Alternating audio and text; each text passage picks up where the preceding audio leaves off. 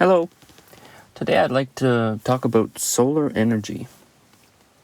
So we live in kind of a homestead situation, I suppose you could call it, for some of the year anyway. And so solar energy seems to be the most practical way for us to have electricity in our home. I have had questions in the past from people curious about what it's like living with solar and whether it's affordable or whether it would be a good fit for them. And I thought I'd just address a few of those questions, maybe some misconceptions. So, in the first place, I'd like to address the topic of lifestyle. If you are living with solar energy, you need to expect some level of lifestyle change, especially if you haven't had it before. If you're living on grid, generally you tend to use power very easily and not really pay attention to how much you use or where you use it or what type of power you're using. And I'll get into that a little better a little later on.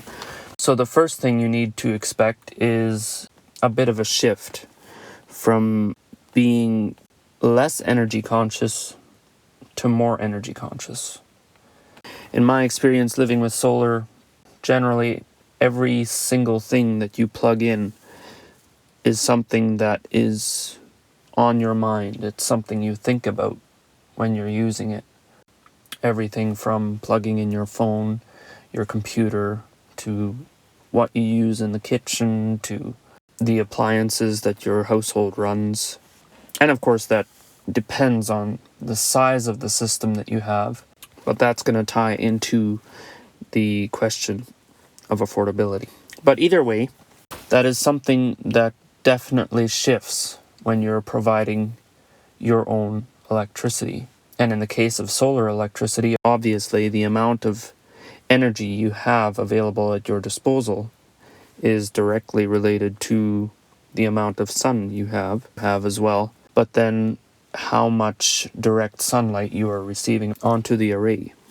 So that's the first thing. The second thing is affordability.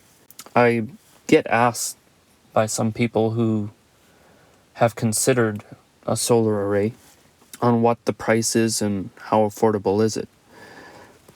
It depends very much where you are and the size and type of array and system that you're looking for.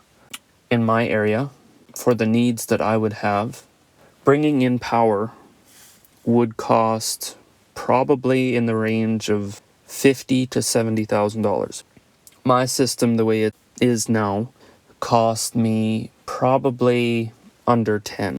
I have a very small system. I only have 4 panels at 480 watts each, a bifacial system, but we live with that, and we don't really struggle very much with being underpowered.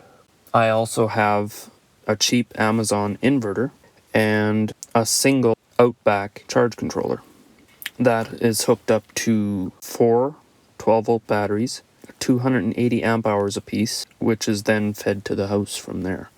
Now, in a normal summer day, I can make about 2 to 5 kilowatts, which is generally sufficient for our needs. But here we come back to lifestyle again. The main point here is, if you want to heat anything with electricity, solar is probably not for you. Using electricity to heat takes an absolutely obscene amount of energy. And the size of system that you need to be able to effectively use any kind of electronic products that heat with electricity, it very quickly becomes unaffordable. For instance, a simple space heater uses up to, and sometimes even more than, 1,500 watts of continuous power. 1,500 watts of continuous power is very difficult to make on a small solar system. You can do it with a big one, but a big system in the range of, say, 7 to 10 kilowatts is very expensive. So that's something to keep in mind. All of your kitchen appliances, your water heating method, your main heat source, all of it has to be gas powered in order for there to be any level of affordability in that program. As soon as you need big power in your home, the price of a solar array and setup quickly becomes unmanageable. So I'll just give you some of the specs I have in my system and what I'm able to do with it. Like I said before, I have four 480 watt panels, just shy of 2 kilowatts in my array. That is fed through two, I believe they are 60 amp breakers going into a 10 gauge wire to my charge controller, which is an 80 amp Outback charge controller, to four 280 amp hour 12 volt batteries, and then out to a 4,000 watt Giandel inverter. That's how I make my power. I can generally run a fridge, a freezer, lights. I can charge some devices, our water system, and I do have an electric heater, which we only run on sunny days for about an hour to heat water for the evening. And that's about it. There's some small devices here and there that take a little bit of draw, which you always keep an eye on, but that's the gist of it. Normally, if we have 7 hours of sun, approximately, we can do just fine.